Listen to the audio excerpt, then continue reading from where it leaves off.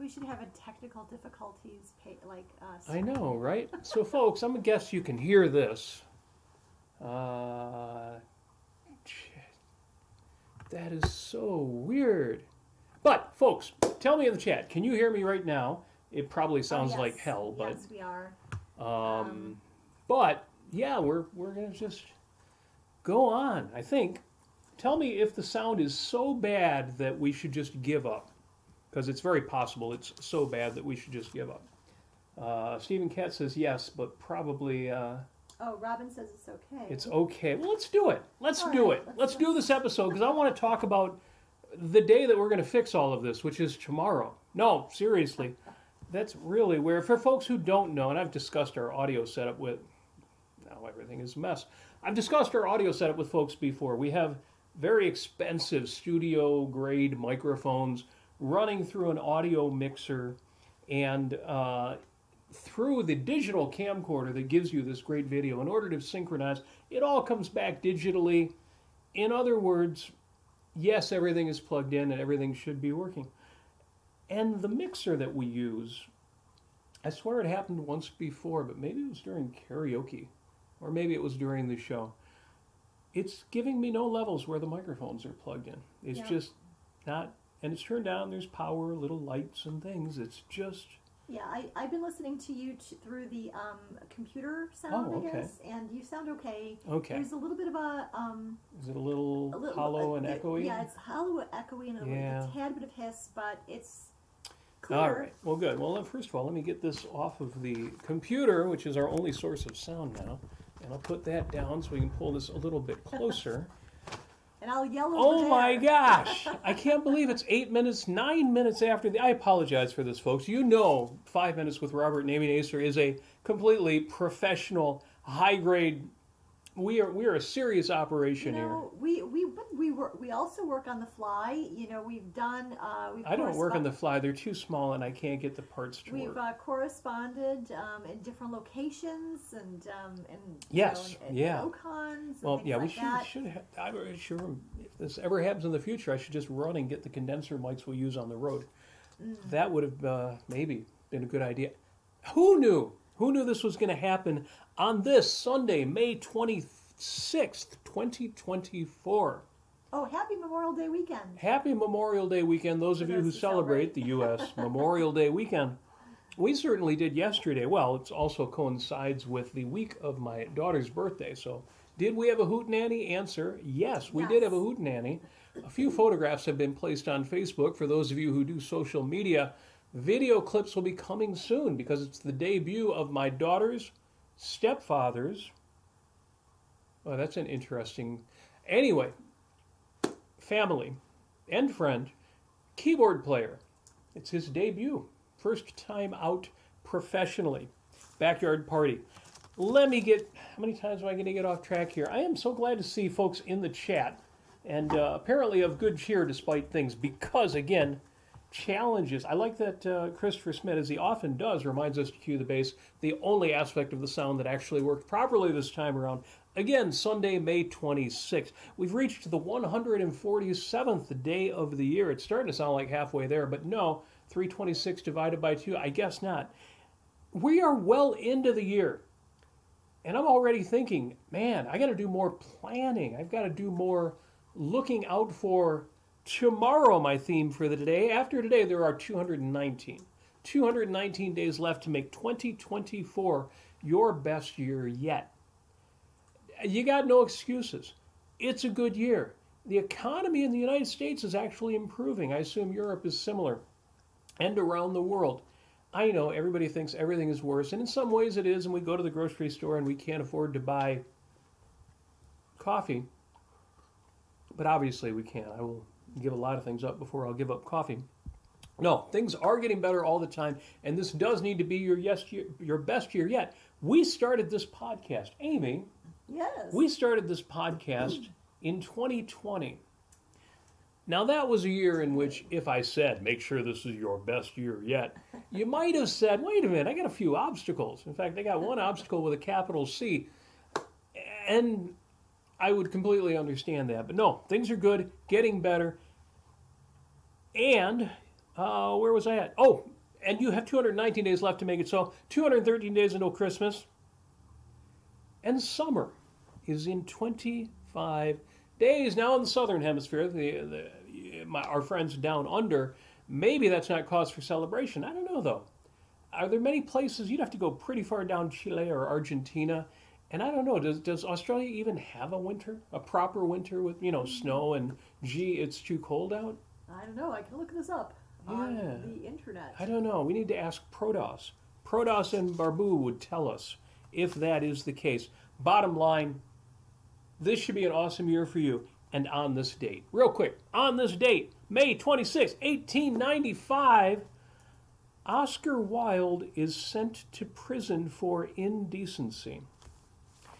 I keep telling people things are getting better all the time. We have some good friends, maybe even some good friends in the chat, who are gay, who are homosexual.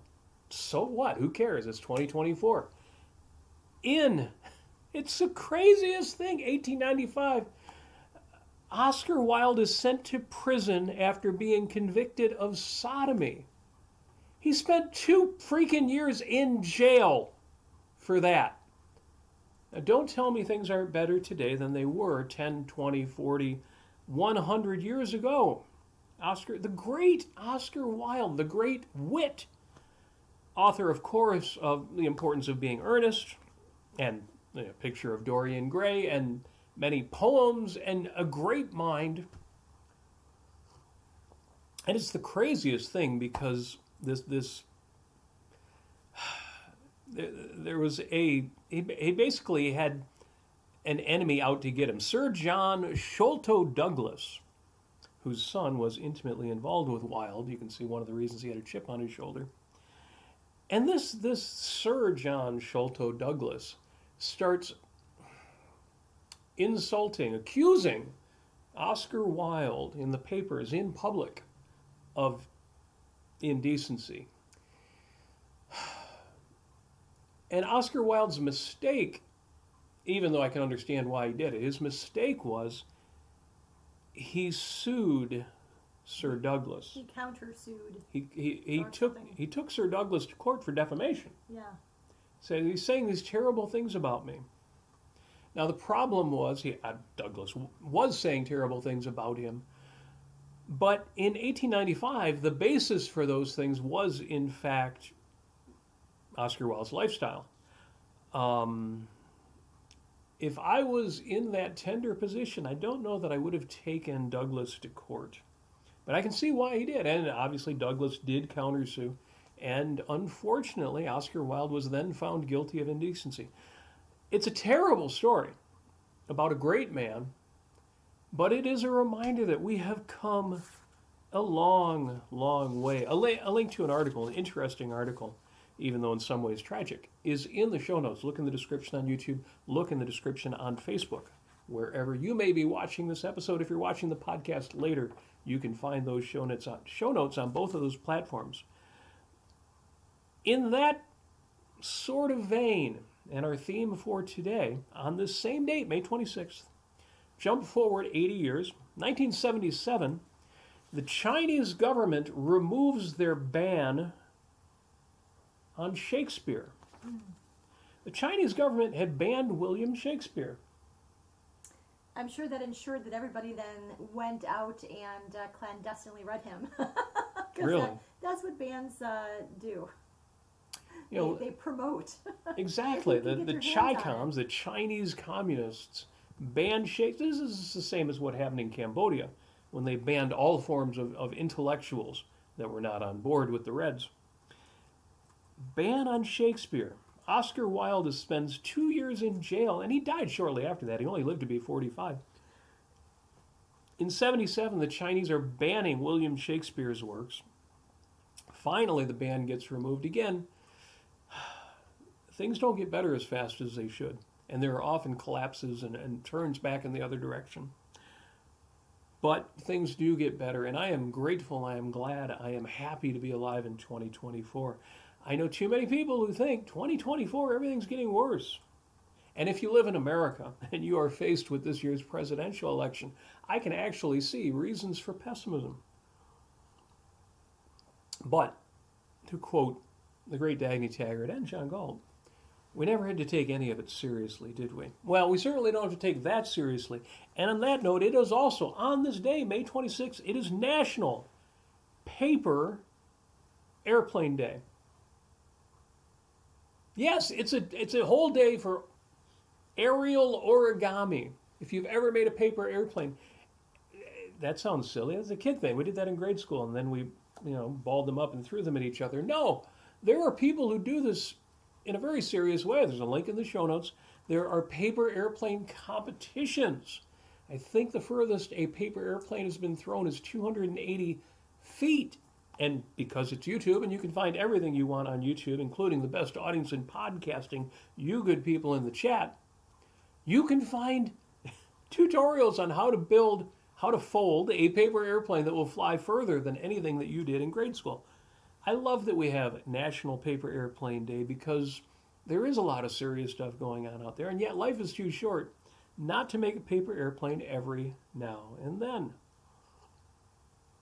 And while we're celebrating this fine date, a happy 76th birthday goes out to Stephanie Lynn Nicks.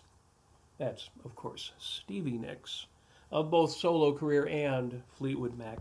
Stevie Nicks is 76 years old today. In that regard, Lenny Kravitz, or Leonard Albert Kravitz, is 60 years old today. And finally, it is the birth date of a man no longer with us, but he will always be in our hearts, the great John Wayne. Marion Robert Morrison. There's another name that doesn't match the stage name. I love that. Marion Robert Morrison. John Wayne. John Wayne was born on this date, 1907, did live to be 72 years old, passed away in 79. And what I want to know from you in the chat, well, you already know, because I've asked you this once before, and we've seen some good movies as a result. What's your favorite John Wayne film? I think the last time we asked that question about John Wayne, because I know we've celebrated his birthday at least once before, somebody said The Quiet Man, and I totally get that. Enormously charming. I tend to go with Rio Bravo, but we talked about True Grit a couple of weeks ago, so favorite John Wayne films, give them to us in the chat. Oh, be nice. Are people being mean in the chat? Oh, just a couple people. People. Stop it. Are they giving Oscar Wilde a hard time? Well, just joking. Okay. Just joking, but still. I mean, he was a bit of a cynic, but if you're clever enough, I can tolerate a certain amount of cynicism. It's the man had a lot of courage, and for doing what he did, for wearing his hair long, for coming as close to as he possibly can to completely outing himself, and I mean, he went up against. I'm surprised he wasn't murdered. I'm surprised that worse things didn't happen to him. I'm really happy that he lived in a situation where there were courts of law, and you could sue, of course, and he actually had that option instead of them finding a mob and tearing him out of his home or whatever and doing whatever to the poor guy. So, yeah, I mean, there are certain things that you might find less than pleasant in terms of his taste or whatever, but I'm not going to judge a man like Oscar Wilde given what he was up against. As I say, I wish he had made some other decisions, but mostly it serves as a contrast to me. And also the fact that he survived as long as he did. We talked about, for example, right. Gay pride, and why I do regard that as a valid concept, even though I think a lot of bad things are done in the name of it, because these people say, well, why don't we have white pride? Because there's nothing special about being white as far as having to survive being white. I survived being white because they try to make it an issue these days, because they try to make us feel bad for being white. That's not heroic. Whereas if you are Oscar Wilde and yet you are willing to take chances to live true to your nature, if Oscar Wilde's too controversial, you don't even have to go 100 years back. Consider Alan Turing. Yeah. It's crazy that we ever did this to people. Yeah. So, That's all Yeah, I'm yeah, saying. so If you want to more- criticize Oscar Wilde, you can do that. If you can criticize his art, you might say that, the importance of being earnest. What was the Portrait of Dorian Gray. no, the controversial one about lifestyles. Why is it escaping my mind? They made a movie about it, and they weren't explicit about the threesome, but anyway, point is, Oscar Wilde, very controversial, just making that point that this was a man who stood up for what he believed despite Victorian mores, and those mores have stuck with. There are still people who are anti-gay. Like, how is that even a thing? And yet, we say Islamophobia is not a valid concept. And I agree with that. But homophobia, I've seen it. It's both sides wrong kind of thing. I get it. I know. I'll just say real quick. I understand a lot of heterosexual men getting really queasy and very insecure with regard to anal sex. Why? But you said but. I did that not. is something that exists in heterosexual lifestyles, I might add, and many other contexts, which we won't go into right now. We won't go into. No, we won't go into it. You're just setting yourself up for this, okay? I did not say, hey, say these things because they'll be jokes. No. No, but I mean, you get what I mean. Stop being insecure, all right? Right. And before we're done, I want to point you at a bucket list for sex. So we'll get to that. Absolutely. So let's move on. Again, I was asking about your favorite John Wayne film. The chat brought it back to Oscar Wilde. And cool, more power to you. So back to John Wayne. I would say Rio Bravo is probably my favorite John Wayne film, but I haven't seen all of them. I don't think Quiet Man was my favorite. I don't think the one when he was in Ireland, I forget what it was called. The one where he was in Ireland. Oh, the magic one. Let us know in the chat. See, I try to think of these on the spot and they escape me. Yeah. I need to make notes. So somebody will remind us, the one with the leprechaun and the gold and the... Obviously one that I need to... I haven't seen it since I was young, so I need to see it again. Maybe that is the John Wayne film that we need to see next. I mentioned John Wayne because, of course, it's his birth date, but also there's a great quote from John Wayne. Mm-hmm. Yes. John Wayne said this on the pages of Playboy magazine in 1971. I remember reading that. No, kidding. I wasn't really old enough to read Playboy in 1971. Although that would have been a good primer. You could teach kids English from there and they'd be more entertained. Anyway, we're getting off. John Wayne said in 1971, in an interview in a publication, he said this. Let's see what you think of this. Well, there's a lot of things great about life, but I think tomorrow is the most important thing. Comes into us at midnight, very clean, It's perfect when it arrives, and it puts itself in our hands. It hopes we've learned something from yesterday. This is John Wayne in an interview. It hopes we've learned something from yesterday.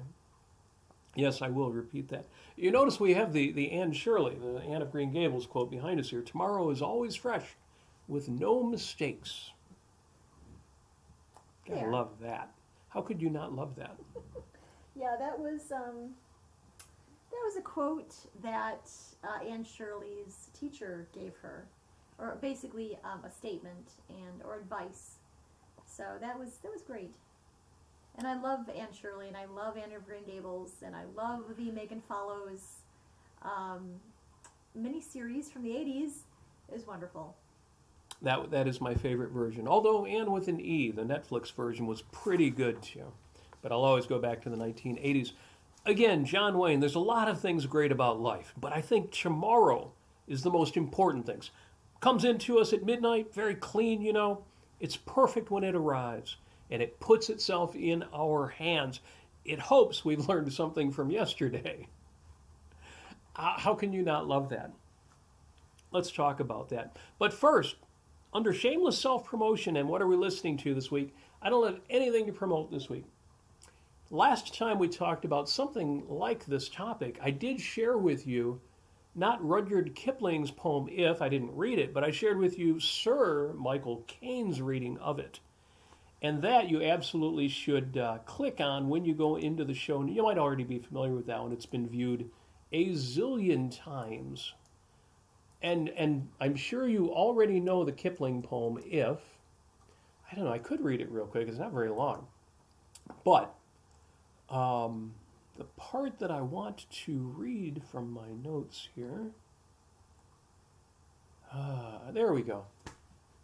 If you can fill the unforgiving minute with 60 seconds worth of distance run. I just love that line. You know, think about the John Wayne quote. And then think, if you can fill the unforgiving minute. Unforgiving sounds a little negative, but it's really not. It just means that minute's going to go by, and whether you take advantage of it and make it worth those 60 seconds, that day is going to go by, and whether you just let it go by or take advantage of those 24 hours, that time is going to pass, and the only question is, what are you going to do with it? So again, if you're not familiar with If by Rudyard Kipling, and especially that Michael Caine reading, which is very good, although I've read it on the show before, and I thought my reading of it was pretty good too, you need to read that poem and give the rendition a listen. And Robin says, when I think of Michael Caine, I think of tangerines. I don't know why that would. You've got to share it with us in the chat. Because of the video on YouTube, well, I don't know what that is either. I guess we're going to have to poke around. We're going to have to find that. Find out what exactly is Robin talking about there.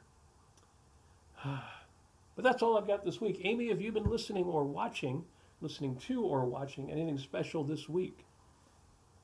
No. Actually, I mean, this past week we've been in Florida on vacation, and I've been trying to listen to nothing. Good. Except for perhaps the sound of the wind through palm trees and waves of the ocean, and and perhaps birds. And Germans talking about barbarians and Barbara and barbers and. Oh yeah. Is there like an actual name of that song? Tell me in the chat who has heard about the Barbara Rhubarb song, which is a tongue twister in German. Now I'm curious. And it's a viral video, and people have even created a dance for it. So if you don't know it, let me know in the chat, or if you have heard of it, let me know. I'm just interested. And I'll tell you why I think of that is because don't say cuz, that's like saying yeah. No, cuz it came up last night at the party. What party? Well, I mentioned we had a party. Live music. We performed. Gosh, we haven't been on stage in so long. That was good. I mean, it was a backyard party, so we weren't on stage. We were under canopy. Yeah, well, it was a jam session plus karaoke. Yes. So it's great. Good stuff. But, Amy, you mentioned that video to a couple people, and it was funny because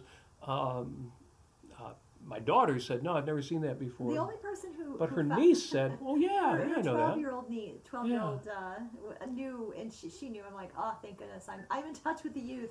Yeah, so if you do know it, or if you don't know it, mention it in the... I'm just curious, is it going to be 50-50? Because Amy showed it to me. Of course, it's very funny, but I'd never seen it before.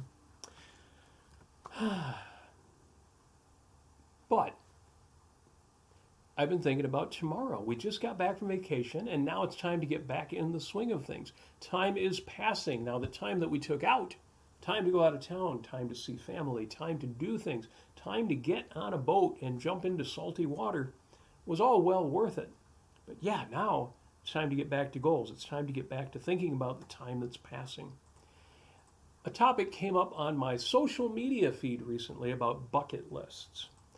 I've always hated the name bucket list. It's a little too quirky for me, but I'm getting used to it. I'm sure you know what a bucket list is. A bucket list is a list of things you want to do before you kick the bucket, before you pass away, before you die. As much as the name is a little weird, I do like the concept because, again, time is passing and you think, I always wanted to go to Paris. I always wanted to try skydiving. I always wanted, whatever the thing is. And at some point you find, maybe I'm too old for that. Maybe too much time has passed. Maybe I've missed that opportunity. Or maybe I just don't have that lust for life, that zeal, that zest anymore. So I love the idea of a bucket list. And by putting it out there, not in your head, don't ever do these things just in your head. Use your head for figuring out the list, but write it down. By putting it out there, you can make sure that you actually get some of these done. In fact, one of the fun things about a bucket list, one of the great things about a bucket list, is that you can write down these 5 things, these 10 things, these 20 things that you want to have happen before you pass away. And if you find they've reached an age where you're just never going to be able to go bungee jumping, you had it on the list. It's on a list of 20 things, 19 or maybe 15 of which did happen, and you'll actually have fewer regrets by putting it out there, making it objective, and being able to look at it and say, yeah, that didn't happen, but that's okay. So I'm absolutely a fan of bucket lists. What's funny is the bucket list that came up in my feed that got me thinking about this was and you see how this all ties together now, a sexual bucket list. Okay, weird, right? I don't know. What are you talking about? I don't actually know anything about this. Amy knows nothing about this. No, it's just there's a psychologist out there, and she put out there, you should have a bucket list for sexuality. Number 1, find a partner to date. That's true. Most of what would be on most people's bucket lists does involve a partner. Most, not all, but most. Yeah. The big mistake people make when they come up with these things is and even really romantic people do this, they kind of artificially divide romance and sexuality. And my recommendation is that you do not do that. If you're going to have sex with people, have sex with people. Like engaging with the person that you're with. No. Isn't that crazy? That's too crazy. But people talk about sex and even plan with regard to sex as if they're hot and it's irrelevant who the person is. They're just hot. Are you suggesting you actually become intimate with somebody, not just physically, but psychologically and in terms of your interest? And it's weird. Talking with words? It's weird, but when you're in too much trouble. when you're there with a person, be there with the person. So I think it's a great idea, even though it was really quirky that it popped up in my feed. It got me thinking about bucket lists again and thinking about tomorrow. I posted on Facebook. I love Facebook. And I posted on Facebook that if you are somebody who, quote unquote, used to play a musical instrument, consider digging it out. Consider playing it again. It might take a little relearning, might take a little dusting things off. It may, in a few folks, I get a lot of reactions to this. In the case of some folks, if you're older, and you think, well, I don't really have the fingers, the skills, I can't do the things anymore. Can you play it at any level? Can you enjoy it just a little bit? Can you reconnect with your past? Can you reconnect with music in a way that only playing music and not just listening to it brings you? So, obviously, we're not just talking about sex, although sex is good too. I love this idea, though, of reconnecting with things and in a visceral way. This is why playing music is a little different. In fact, it's completely different than listening to music. But I also do these things while you can. So learn or relearn that instrument. Or learn or relearn that dance step. That skill, that bucket list item, that's you don't want to get to be 90 years old and say, well, actually, for some of us, by the time we're 90, we'll be young. They'll have processes of making us all feel good again. But you don't want to get to where you're 90 and say, oh, yeah, I never learned to dance. I wasn't much of a dancer, and I just kind of let it go. Because it was easier just to not do it. It was easier to not play that instrument versus going through the heartbreak of saying, well, I'll never be great, or I'm not as good as I used to be.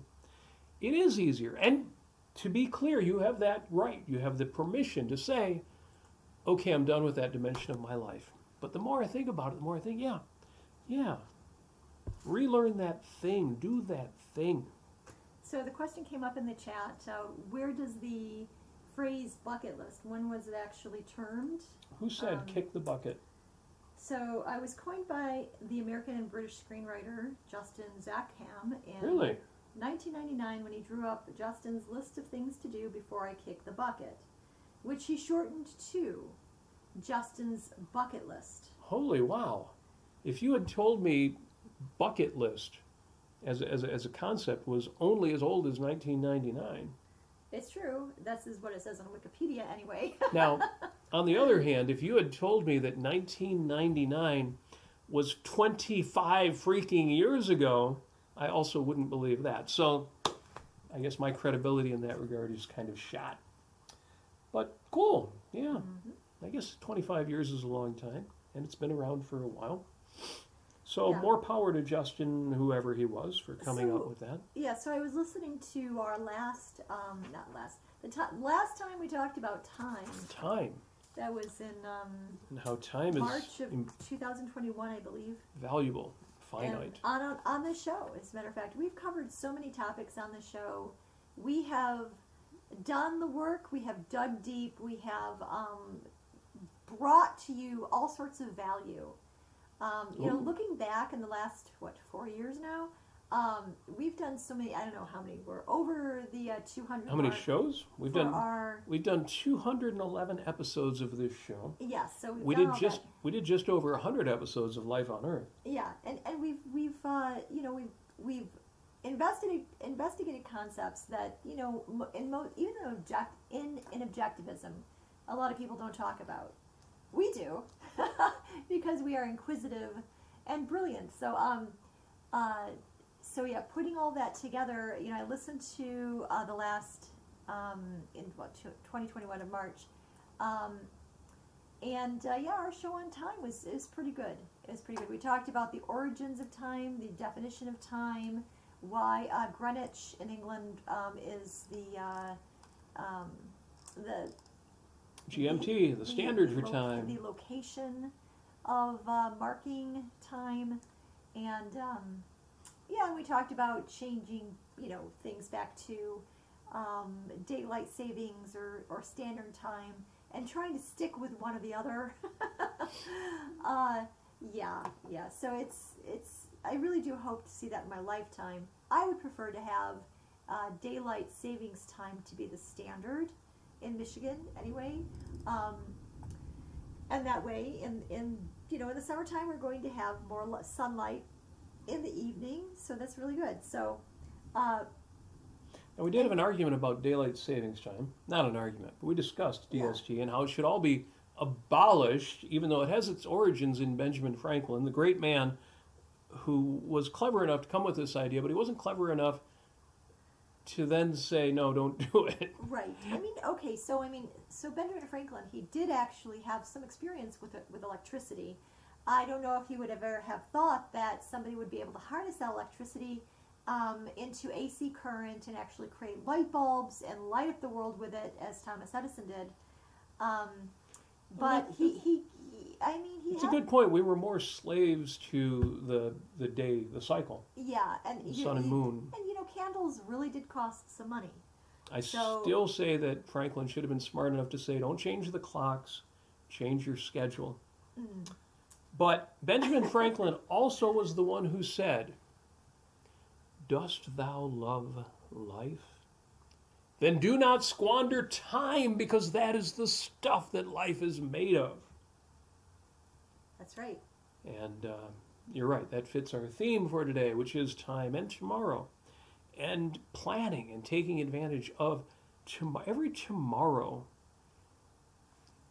I don't want to use the expression gift. Tomorrow is a gift. Today is a gift. But tomorrow does promise. It's like a blank page. It's like a canvas. I am sitting here in Studio 3 thinking, this has been a good day. It's been a good week. We were out of town. We were enjoying Florida. All the things, again, follow our social media. You'll know what we were up to. But tomorrow is a blank page, a fresh canvas. Mm-hmm. And we are still free enough, all around the world, with a few exceptions, we are free enough, that we can wake up in the morning and do anything with that page we want. well, if you've got a Monday through Friday job and you're not off for Memorial Day, part of that is you can say, yeah, I'm going to go into work. I'm going to go get some work done. I'm going to go be productive, make some money, turn my effort into cash and things, values. If you're off for the day, it's wide open. You can do anything you want. It's opportunity, it's achievement, it's advance, it's adventure. And with a little bit of forethought, a little bit of planning, and a little bit of creativity, maybe thinking outside the norm, you get to make it good. Tomorrow is going to be good, and you're going to make it good. And that is something I can't take for granted. Dost thou love life, asks Benjamin Franklin, then do not squander time, because that is the stuff that life is made of. And speaking of that, we also talked about how time, in order to extend it or to make it seem like it isn't passing so quickly, do something that is not necessarily comfortable to you, or something new, something that you haven't automatized yet. And, whether that's being on the treadmill and exercising, that will slow down time. Doing something that you don't like to do will definitely slow down time. Of course, then you're spending time doing something that you don't want to do. It may be unpleasant. But there are ways to do this, and there's a way to kind of reconfigure your automatization in terms of, changing things up.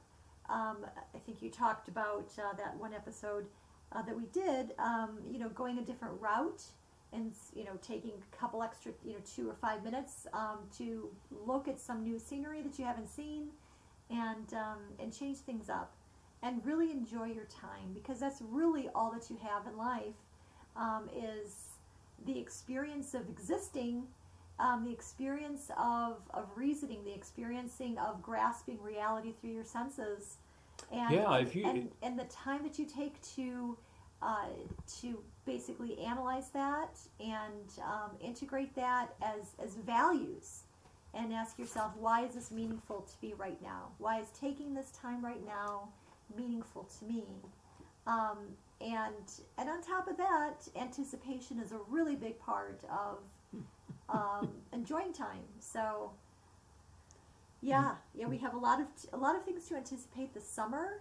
I'm actually going to be a bridesmaid, which I'm really very much honored by, and I'm really looking forward to. It's going to be very special, and I'm doing my best at it. So it's wonderful, and among other things that I've actually taken on in the last few months that have been working out really well, and putting myself into situations that are just really difficult. Put yourself in situations that are really, really difficult, whether that means actually talking to somebody and dating them, whether, or just doing it so you can practice, so that you can get to know people, so that you can try to figure out questions and interests that you can bring up to people, to bring out the best in them, or to try to figure out if they're a good match for you. For instance, if you're not doing that and you're just sitting on your butt and you're in the basement, go out, push yourself, and be uncomfortable, because it's going to pay off, and you're going to make time worth it. Otherwise, don't sit around being a brain in a jar and experiencing life as a spectator. Actually go out there and do things and make things happen. Take action. Be a participant. Be a creator. Be an inventor. Be an innovator. Be an innovator of your own life. That's what I think, that is the best use of time.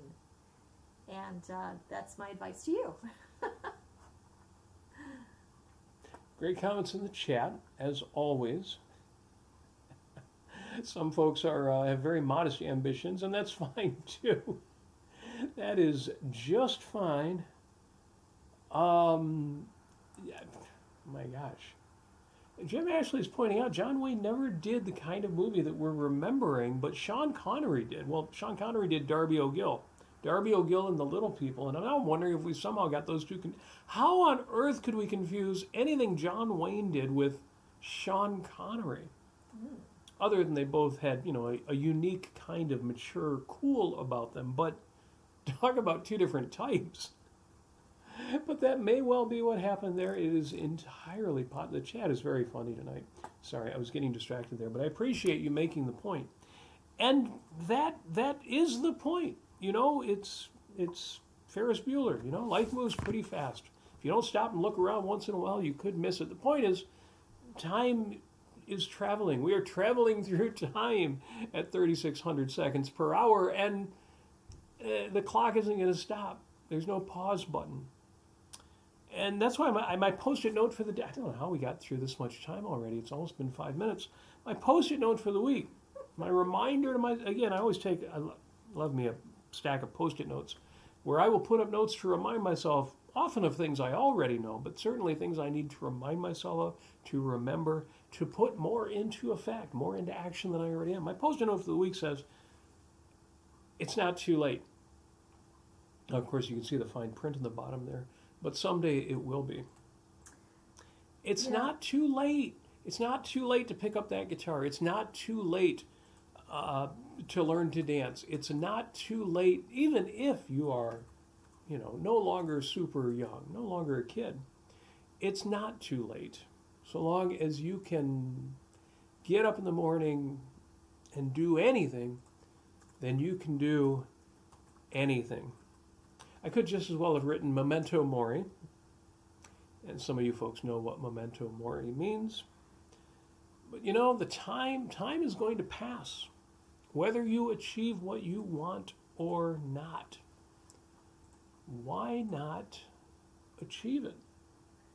Yeah, why not put yourself in a situation that might make you squirm, that might make you feel really insufficient, but have a plan for yourself and take those steps, and you'll realize you have more power than you know.